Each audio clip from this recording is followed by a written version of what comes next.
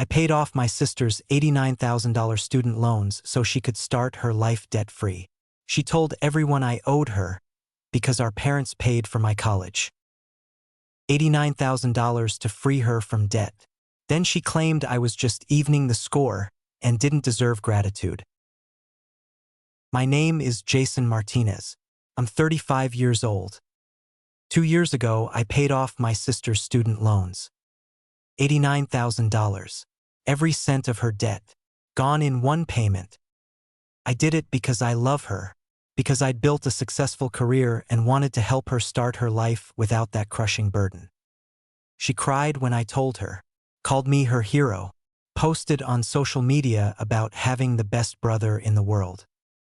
2 months later, at a family dinner, she told everyone I'd just been evening the score, that our parents had paid for my college but not hers, that I owed her this money, that it wasn't really a gift. That was a lie. Our parents contributed maybe $15,000 total to my education. Over 4 years. I covered the rest with scholarships and working 3 jobs. Nicole knew this. We'd talked about it many times. But she rewrote history, made my sacrifice seem like an obligation I was fulfilling. And when I confronted her, she doubled down. You've always been the golden child. You got all the advantages. I deserved this. I demanded she pay me back. She refused. It was a gift. You can't take back gifts. My family sided with her, called me petty, cruel, said I was trying to control her with money. So I cut them all off. And now they act like I'm the villain for wanting my generosity to be acknowledged instead of rewritten as debt repayment. This is the story of what happens when you help someone who feels entitled to your help. My sister Nicole is 4 years younger than me. Growing up in San Diego, we had a typical sibling relationship. I was the older brother. She was the annoying little sister. Our parents, Maria and Robert Martinez, worked hard. Dad was a high school teacher. Mom was a nurse. Solid middle-class income. Not wealthy, but comfortable. They always emphasized education. Both of them had college degrees. Expected us to go to college too. I was a good student. Really good. Straight A's through high school. Captain of the debate team. National Merit Scholar. I applied to colleges my senior year. Got into some great schools. Stanford, Berkeley, University of Washington. But the cost was terrifying. Even with financial aid, we were looking at significant debt. I sat down with my parents. I got into Stanford, but it's going to cost about $40,000 a year even with aid. My dad looked pained. Jason, we're proud of you, but we can't afford that. We have maybe $5,000 a year we can contribute. You'd have to take out loans for the rest. What about state school? University of California? That would be more manageable. Maybe $25,000 a year total. We could help more with that. I chose UC San Diego, closer to home, less expensive, still a great school. My parents contributed what they could, about $4,000 to $5,000 a year, total of maybe $15,000 over 4 years. I covered the rest with scholarships, grants, and working. I had academic scholarships that covered about half my tuition. National Merit Scholarship, University Achievement Scholarship, departmental awards. Then I worked 3 jobs to cover the rest. My freshman year, I tutored high school students in math and science. 10 hours a week at $20 an hour. That was $200 a week, about $800 a month. I also worked in the campus dining hall. Another 15 hours a week at minimum wage. Serving food, cleaning tables, washing dishes. And I graded papers for the computer science department. 5 hours a week. Not much, but it all added up. Between scholarships, my parents' contribution, and working 30 hours a week, I covered tuition, rent, and living expenses. I lived in a house with 4 other guys. My room was barely big enough for a twin bed and a desk. We shared 1 bathroom. The place was falling apart. But rent was only $400 a month. I ate cheap. Rice, beans, pasta, whatever was on sale. I packed lunches every day. Never ate out. Couldn't afford it. My friends would go out on weekends. Movies, restaurants, bars. I stayed home, studied, worked. Come on, Jason. Live a little, they'd say. I can't afford to live a little. It was hard, really hard, watching other students whose parents paid for everything, who didn't have to work, who could focus entirely on school and social life. I was jealous sometimes, but I knew my parents were giving what they could. I didn't resent them. I just worked harder. My sophomore year, I picked up a fourth job, freelance web design, built websites for small businesses, made decent money, but it meant even less sleep. I'd go to class, work my campus jobs, come home and code until 2 in the morning, sleep 4 or 5 hours, repeat. My roommates thought I was crazy. Dude, you're going to burn out. I can't burn out. I need the money. Junior year, I finally dropped one of my jobs, the dining hall. I couldn't do it anymore. The smell of food made me sick. I was exhausted all the time. But I picked up more tutoring clients. Started tutoring college students too, not just high schoolers. Could charge more, $30 an hour. By senior year, I was doing okay financially. Between scholarships and my various jobs, I was covering everything. I only had to take out small loans for a few thousand here and there. I graduated with a degree in computer science. 3.8 GPA. Not perfect, but good, especially considering I'd worked 30+ hours a week the entire time. Total student loan debt, $22,000. Way less than most of my peers. My parents were proud. You worked so hard, Mijo. We wish we could have helped more. You helped enough. I'm grateful for what you did. 15,000 was a lot for you guys. I know that. We just feel bad you had to work so much. It taught me discipline. I'm glad I did it. And working through college had been exhausting, but it taught me the value of money, the importance of hard work, the satisfaction of earning your way.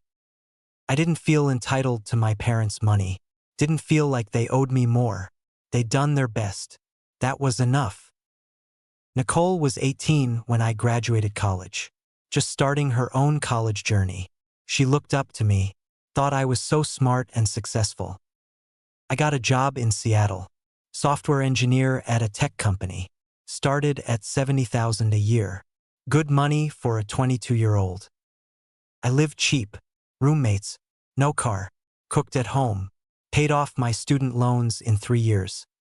By the time I was 26, I was debt-free, and my salary had jumped to over $100,000 with promotions. I was doing well, really well, saving money, investing, building wealth. Nicole was a different story. She was creative, artistic, not great at traditional academics, struggled in high school with math and science, but excelled in art and writing. When it came time for college, she had her heart set on a private art school, California Institute of the Arts, prestigious, expensive. My parents tried to talk her out of it. Nicole, that school costs $50,000 a year. We can't afford that. What about state school? You can study art at a UC. I don't want state school. I want CalArts. It's my dream. All the best artists go there. Sweetheart, you'll have to take out loans. A lot of loans. I don't care. I'll pay them back after I graduate and get a job. She was 18, didn't understand what she was signing up for. My parents felt guilty. They'd helped me with college, even though it was a small amount. They wanted to help her too. But they couldn't. They'd helped me when they were in their 40s, still working full-time. Now they were in their 50s, thinking about retirement. They didn't have the extra money. They contributed about $3,000 her first year. That was it. They couldn't afford more. Nicole took out loans for everything else. Tuition, room, board, living expenses. She graduated 4 years later with $89,000 in student loan debt and a degree in fine arts. The job market for art school graduates isn't great. Nicole struggled to find work. She moved to Los Angeles, tried to make it as an artist, worked retail jobs to pay bills, made maybe $30,000 a year. Her student loan payments were over $800 a month, on $30,000 a year income. She was drowning. I check in with her regularly. "How are you doing, Nick?" "I'm okay," she'd say, but I could hear the stress in her voice. One time I visited her in LA.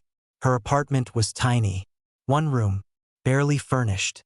She was eating ramen for every meal. "Nicole, are you eating okay?" "Yeah, I'm fine." "You have no food in your fridge." "I'm just tight on money this month." "It's fine." It wasn't fine.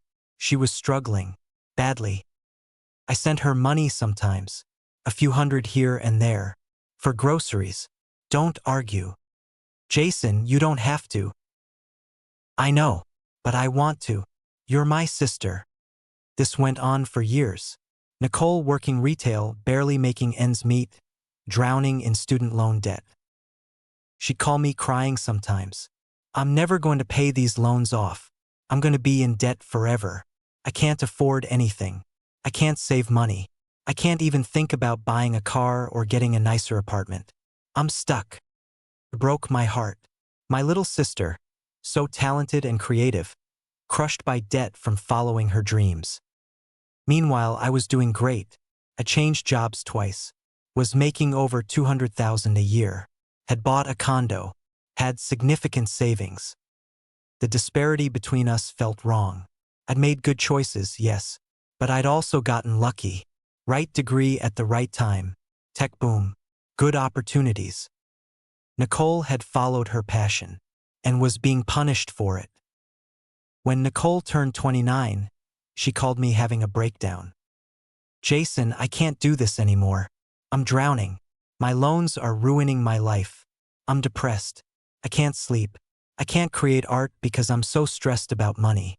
What's the point of going to art school if I'm too stressed to make art?"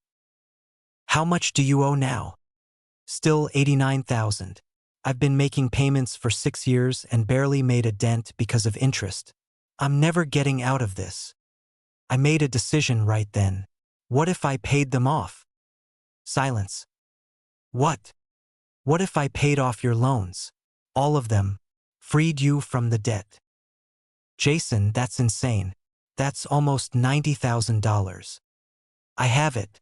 I've been saving. And I want to do this for you. You're my sister. I hate seeing you suffer." She started crying.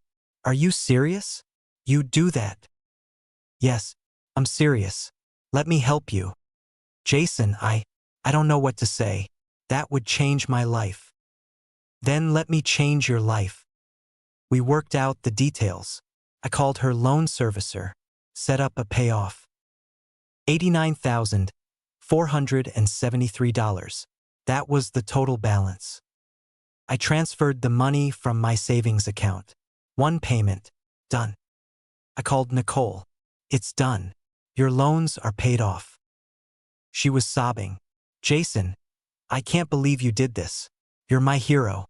You're the best brother in the entire world. I don't deserve you. You deserve to be free of that debt. You deserve a chance to build your life. Now you have it." She posted on social media a long post about how her amazing brother had paid off her student loans, how she was the luckiest sister alive, how grateful she was. The likes and comments poured in, everyone congratulating her, congratulating me. What an amazing brother. What a generous gift. I felt good, really good. I'd helped my sister in a meaningful way, changed the trajectory of her life. My parents called me, both of them crying. "Jason, what you did for Nicole. We can't even express how grateful we are. You're an incredible son, an incredible brother. I just wanted to help." "You did more than help. You gave her a future. Thank you." For 2 months, everything was great. Nicole seemed lighter, happier. She posted about making art again, about feeling creative for the first time in years. about finally being able to breathe. We talked on the phone weekly. She thanked me every time. I still can't believe you did this. I'm so grateful. I'm happy I could help. Then came the family dinner. My parents were celebrating their 35th wedding anniversary. Big family gathering at their house in San Diego. Me, Nicole, aunts, uncles, cousins. About 20 people total. Everyone was drinking, eating, celebrating. Good atmosphere. I was talking to my cousin Marco about work. Nicole was across the room talking to our Aunt Carmen and Uncle Luis. I wasn't paying attention to their conversation until I heard my name. Yeah, Jason paid off my student loans, Nicole was saying. $89,000. That's incredible, Aunt Carmen said. What a generous brother. I mean, yeah, it was nice, Nicole said. But honestly, he kind of owed me. I froze. Owed her? What do you mean? Uncle Luis asked. Well, Mom and Dad paid for Jason's college. He didn't have any loans. But they didn't pay for mine. I had to take out all those loans myself. So Jason got a free ride and I got debt. He was just evening the score. My stomach dropped. Oh, Aunt Carmen said. I didn't know your parents paid for his school. Yeah, they paid for everything. He graduated debt-free while I graduated with almost $90,000 in loans. It wasn't fair. So when he paid off my loans, he was really just making up for the advantage he got. I walked over. Nicole, can I talk to you for a minute? She looked surprised. Oh, hey Jason. Sure. Pulled her aside. Into the backyard. Away from everyone. What the hell was that? What? You just told Aunt Carmen and Uncle Luis that Mom and Dad paid for my college. They did. No, they didn't. They contributed maybe $15,000 total over 4 years. I paid for the rest with scholarships and working 3 jobs. Oh, come on. They helped you way more than they helped me. Nicole, we've talked about this before. You know, they only contributed a little bit. You know, I worked my ass off to graduate with minimal debt. You still had advantages I didn't have. What advantages? I went to state school. You chose a $50,000 a year private art school. You got scholarships. Because I worked hard in high school. You could have applied for scholarships too. Not everyone is a genius like you, Jason. This isn't about being a genius. This is about you lying to our family, making it seem like I owed you that money. You kind of did owe me. You've always been the golden child. You've always had it easier. I worked 3 jobs in college. I lived in a shitty apartment with 4 roommates. I ate rice and beans for years. How is that easier? You had Mom and Dad's support. I didn't. That's not true and you know it. They supported both of us. They just couldn't afford to pay for your expensive private school. She crossed her arms. Whatever, Jason. The point is, you paid my loans. It's done. Why does it matter what I tell people? It matters because it was a gift. A huge gift. And you're acting like I was just paying back a debt. Maybe it was both. It wasn't. I gave you $89,000 out of generosity, not obligation. Well, I see it differently. Then you need to correct what you just said to our aunt and uncle. No. Nicole. No, Jason. I'm not going back in there and saying, actually my brother is amazing and I'm so grateful. Everyone already knows you paid my loans. It's fine. It's not fine. You lied about our parents paying for my education. I didn't lie. I just interpreted things differently. That's literally lying. We were almost shouting now. People were starting to notice, looking out the windows at us. My mom came outside. What's going on? Why are you two fighting? Mom, did you and Dad pay for my college? I asked. She looked confused. We contributed what we could. A few thousand a year. Why? How much total? I don't know, maybe 15,000 over the 4 years? We wanted to help more but couldn't afford it. See, I said to Nicole. 15,000. Not, they paid for everything. My mom looked at Nicole. What did you tell people? Nicole looked defiant. I just said you helped Jason more than you helped me. We gave you 3,000 your first year, my mom said. We would have given you more if we could afford it. But we couldn't. That wasn't favoritism. That was financial reality. You still helped him more. Because he went to state school. You chose a private school we couldn't afford. I can't believe you're all ganging up on me about this, Nicole said.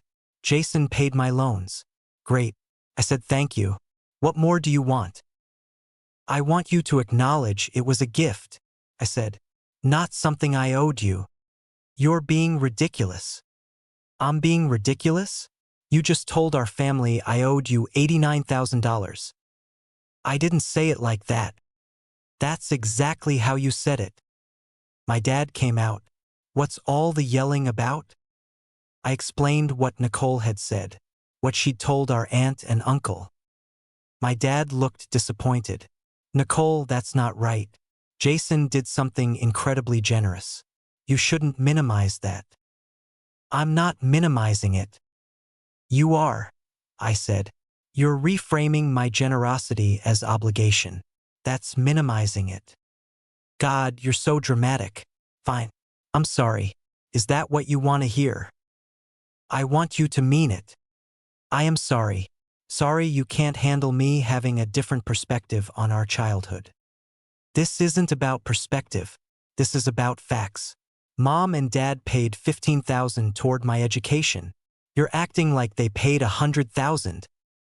Whatever, Jason. You're not going to let this go, are you? Not until you acknowledge what you said was wrong. I don't think it was wrong. I think you're being sensitive. That was it. I was done. You know what? Pay me back. Nicole's eyes widened. What? Pay me back. The $89,000. If it wasn't a gift, if I owed it to you, then it was a loan. Pay me back. Are you insane? No. I'm serious. You said I owed you. That means it wasn't a gift. So pay me back. Jason, you can't take back a gift. You just said it wasn't a gift. You said I owed it to you. So which is it? It was a gift that you should have given me anyway because of the advantages you had. That makes no sense. My mom intervened. Okay. Everyone calm down. Jason, you're not serious about wanting the money back. I am serious. She's not grateful. She thinks I owed it to her. So it's a loan now. She can pay me back. Jason, that's not fair, my dad said. You gave that money as a gift. You can't retroactively make it a loan. Watch me. Nicole, you have 30 days to start a payment plan. Nicole's face went red. You're such an asshole. You can't do this. I can and I am. You want to act like I owed you? Fine. Pay me back. I left, walked out of the party, drove back to my hotel, didn't say goodbye to anyone. My phone exploded with messages. My mom, Jason, please don't do this. Nicole made a mistake, but you can't demand the money back. My dad, son, I understand you're hurt, but this isn't the way to handle it. Nicole, I can't believe you're doing this over a misunderstanding. You're destroying our family. Cousins, aunts, uncles all weighing in, most of them telling me I was being unreasonable, that I'd given a gift and couldn't take it back, that I was being cruel. A few people understood my side. She shouldn't have said you owed her. That was disrespectful. But most of the family sided with Nicole. Over the next week, the pressure intensified. My mom called crying. Please, Jason, tell Nicole you were just angry and you don't really want the money back. I'm not telling her that. She needs to understand what she did was wrong. She knows it was wrong. She's apologized. She gave a fake apology. She said, sorry, I'm sensitive. That's not a real apology. What do you want her to say? I want her to say, Jason, I was wrong to tell people you owed me that money. You didn't owe me anything. It was a generous gift and I'm truly grateful. I shouldn't have minimized your sacrifice. I'll tell her to say that. It doesn't count if you tell her to say it. She needs to mean it. My dad tried a different approach. Called me a few days later. Jason, I understand you're hurt. What Nicole said was wrong. I agree with you on that. Thank you. But you have to understand where she's coming from. She's always felt like she was in your shadow. The less successful sibling. The one who made bad choices. It's hard for her. Dad, I'm sympathetic to that. But it doesn't justify what she said. I know. But demanding the money back.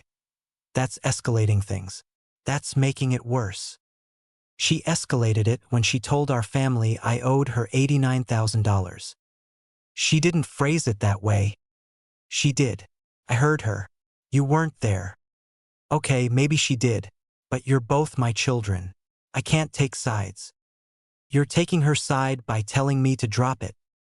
I'm trying to keep the family together. The family fell apart when Nicole decided to lie about my generosity. He sighed. You're being stubborn.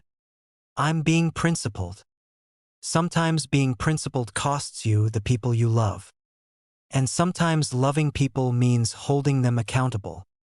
We went in circles. Eventually, he gave up.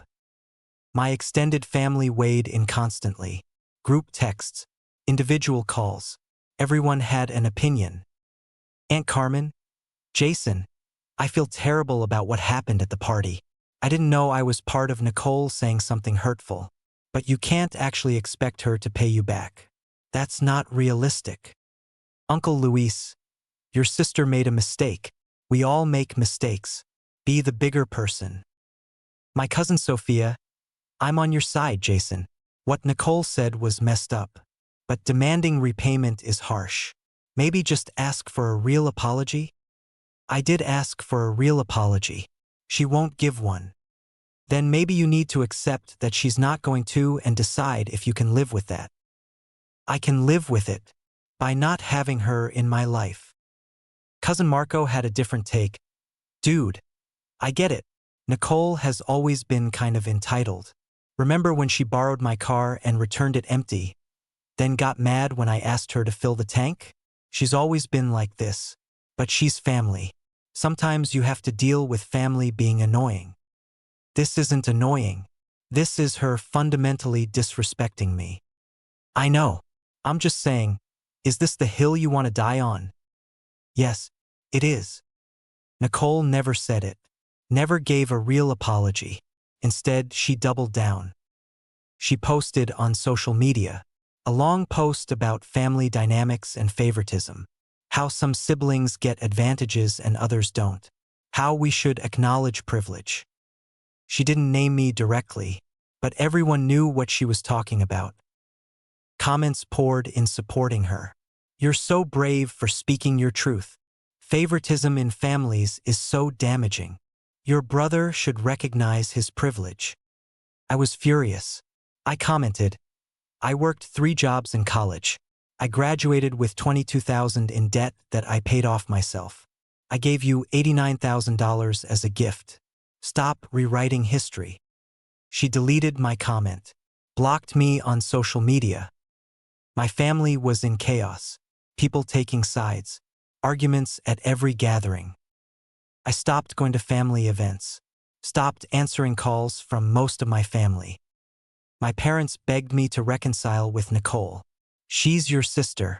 You can't let money come between you. I'm not letting money come between us. I'm letting her disrespect come between us. She made a mistake. A mistake she won't acknowledge or apologize for. 6 months passed. No reconciliation. No real apology from Nicole. Then I heard through my cousin that Nicole was telling people a new version of events. Jason gave me that money to control me. When I didn't act grateful enough, he tried to take it back.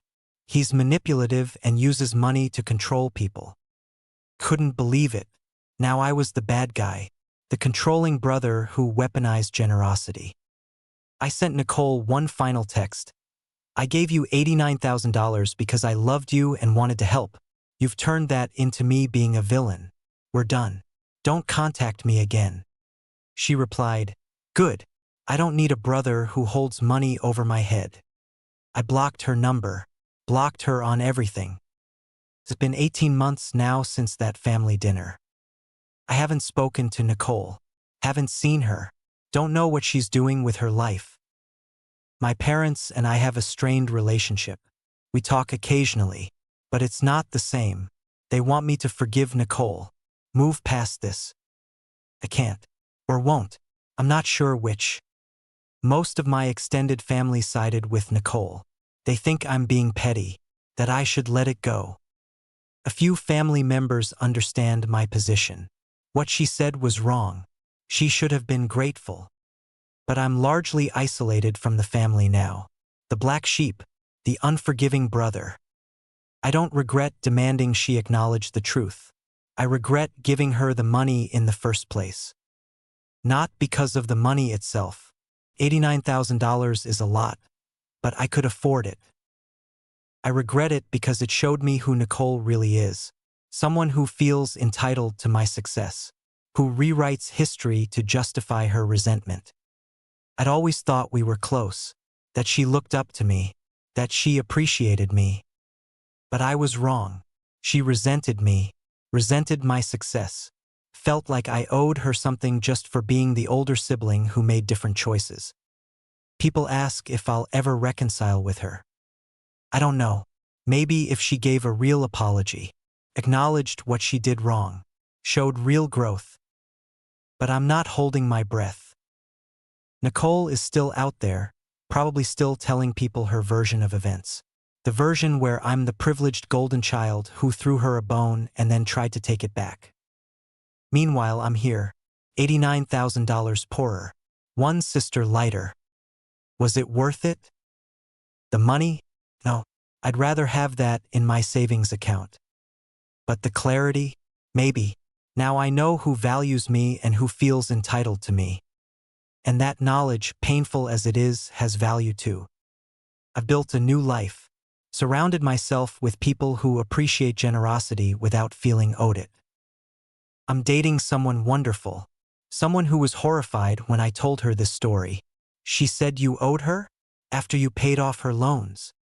Yep. That's insane. You didn't owe her anything. It's nice to be with someone who sees reality clearly, who doesn't rewrite history to justify resentment. My savings account is rebuilding. The $89,000 is slowly being replaced. But the trust, the family bonds, those are gone, and I don't think they're coming back. Nicole made her choice. She chose resentment over gratitude, entitlement over appreciation. And I made mine. I chose self-respect over family peace. Some people will always believe you owe them, no matter what you give, no matter what you sacrifice. And those people will never be satisfied, because the debt they believe you owe isn't real. It's imagined. It's based on their own resentment and insecurity. I can't pay a debt that exists only in Nicole's mind. So I stopped trying. And I'm at peace with that decision. Have you ever given a huge gift only to have it minimized or reframed as something you owed? Have you ever been told you're privileged when you actually worked for everything you have? Have you ever had your generosity weaponized against you? Share your story in the comments. Sometimes the people you help the most are the ones who resent you the most.